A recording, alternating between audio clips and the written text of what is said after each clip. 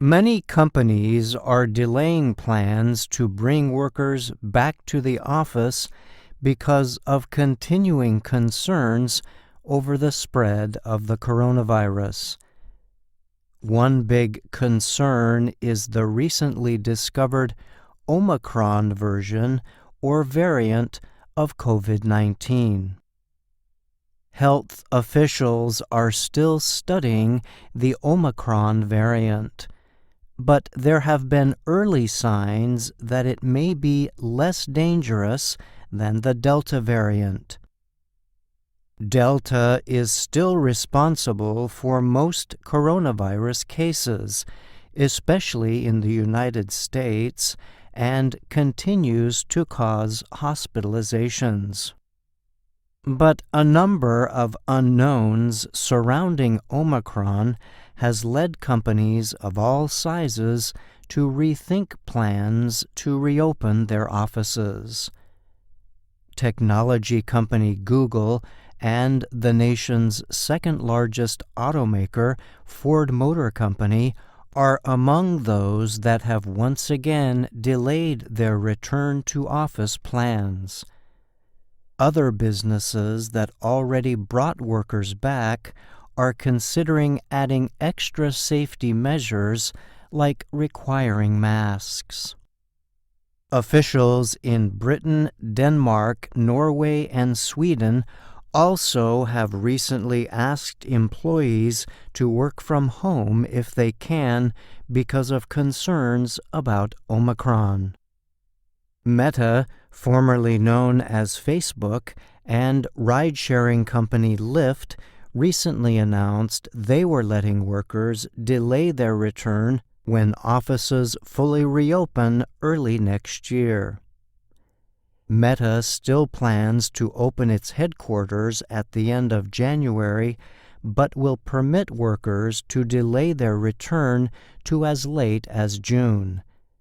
Lyft says it will not require workers to come back to its offices through all of next year.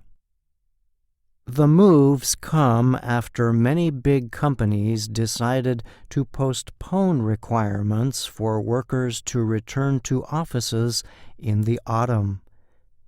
Those decisions were largely linked to the spread of the Delta variant. Jeff Levin-Schertz is with the international advisory company Willis Tower Watson. He told the Associated Press that 18 months ago, most people thought the work-from-home policies would only be in place for a short time.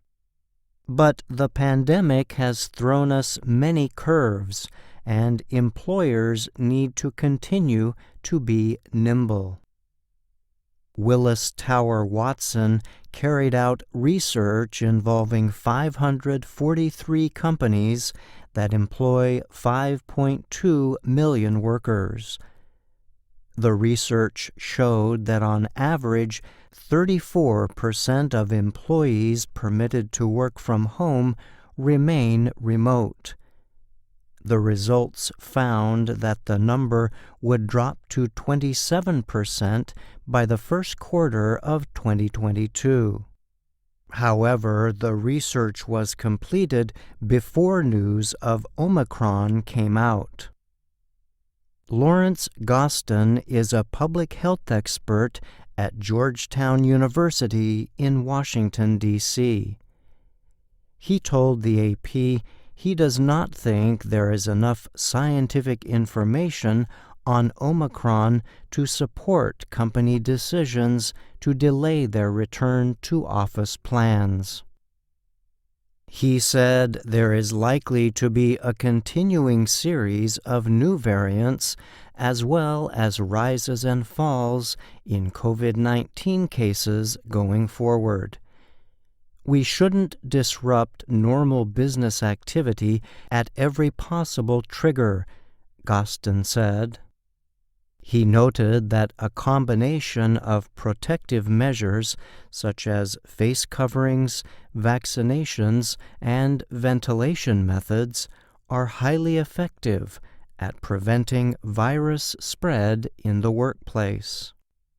Still, the rise of new variants seems to be having a psychological effect on some business owners. Omicron has made me realize work life will never return to the way it was pre-COVID, said Gisela Gerard. She is president of Creative Civilization, an advertising agency. The company's 12 employees have been working remotely since March 2020. It made me realize how working from home is likely to keep employees, their families, and also our clients safe, Gerard said. Her company had planned to bring workers back to the office part-time in the autumn, but the Delta variant delayed those plans until early next year. Now, Omicron has her reconsidering not only those plans, but also whether to bring the employees back at all.